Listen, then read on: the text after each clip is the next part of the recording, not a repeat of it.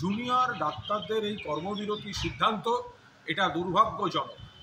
যখন supreme court পর্যন্ত বলেছেন কাজে যোগ দিতে, তারপরে এই সিদ্ধান্ত ভাবা যায় না।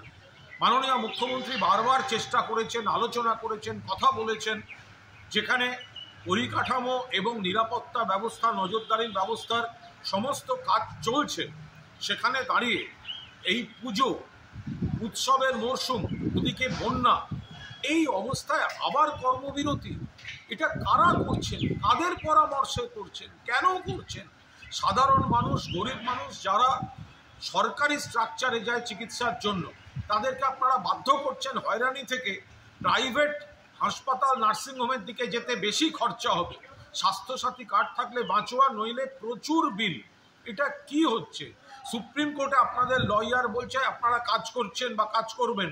আপনারা এখানে সমস্ত কাদের বুদ্ধিতে, কোন উদ্দেশ্যে এই ধরনের ঘটনা?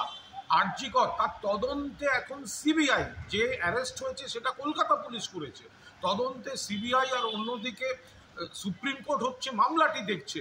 সেখানে এই সময় আবার কর্মবিরতি, এটা কাদের স্বার্থে, কোন উদ্দেশ্যে, কিসের জন্য?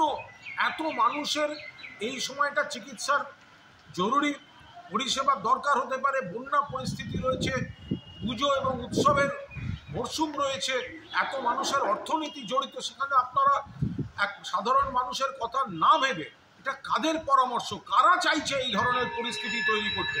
দয়া করে আপনারা এগুলো পুনর্বিবেচনা করুন এবং মাননীয় মুখ্যমন্ত্রী, যেখানে নিজে তিনি বারবার অতীত আহ্বান জানিয়েছেন, আবেদন জানিয়েছেন, আপনারা কাজে যোগ দিন।